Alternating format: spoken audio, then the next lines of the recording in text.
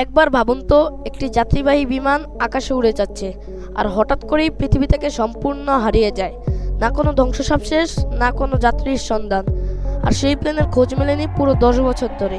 হ্যাঁ, আমি বলছি মালয়েশিয়া এয়ারলাইন্স ফ্লাইট 370 বা সংক্ষেপে MH370 সম্পর্কে।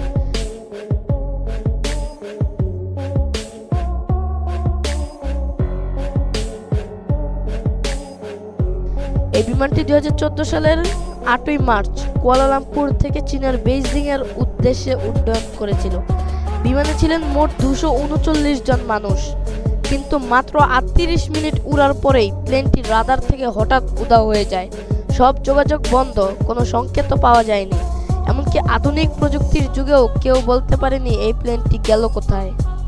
বিভিন্ন তথ্য থেকে উঠে আসে, কেউ বলে এটি একটি হাইজ্যাক ছিল, আবার কেউ বলে পাইলট ইচ্ছাকৃতভাবে পথ পরিবর্তন করেছিলেন, আর কেউ কেউ বিশ্বাস করে এটি হতে পারে কোনো অজানা শক্তি বা ভিনগ্রহী ঘটনা। কিন্তু যতই তথ্য তৈরি হোক না কেন, আজও কেউ নিশ্চিতভাবে বলতে পারেনি MH370 এর আসল পরিণতি কী হয়েছিল, কেন এর রাডার বন্ধ করা হয়েছিল, এর ভেতরের মানুষগুলোর কি হয়েছিল। এই সব কিছু জানতে অজানা পথের আজকের ভিডিওতে চোখ রাখুন।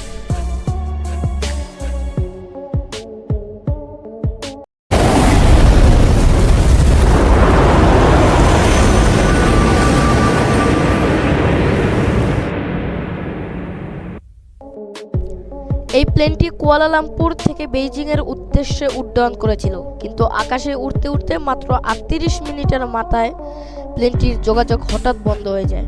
রাডার স্ক্রিন থেকে মিলিয়ে যায় MH370। নিয়ন্ত্রণ কক্ষ থেকে আর কোনো সিগন্যাল পাওয়া যায় না। প্রথমে ধারণা করা হয় হয়তো কোনো দুর্ঘটনা ঘটেছে, তবে তখনও কোনো ধ্বংসাবশেষ, কোনো ব্ল্যাক বক্স কিছুই পাওয়া যায়নি।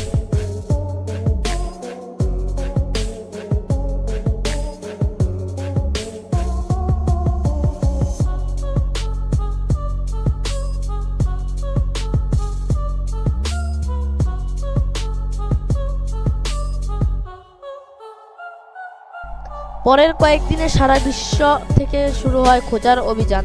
60,000 বর্গ কিলোমিটারেরও বেশি সমুদ্র এলাকা খুঁজে দেখা হয়, কিন্তু ফল শূন্য।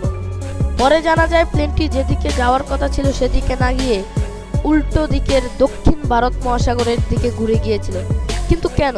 কে নির্দেশ দিয়েছিল? এটা কি কোনো টেকনিক্যাল ফল্ট ছিল, নাকি পরিকল্পিতভাবে সেটি ঘুরিয়ে নেওয়া হয়েছিল? এমন প্রশ্ন আজও বিজ্ঞানীদের ভাবিয়ে তুলছে।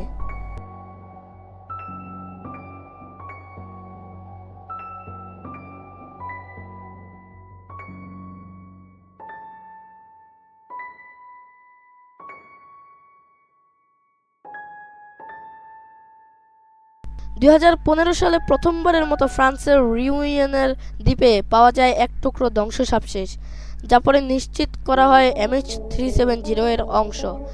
কিন্তু প্লেনের বাকি অংশ, ব্ল্যাক বক্স, অন্য যাত্রীদের কি হয়েছিল, সবই রয়ে গেল রহস্যের আড়ালে।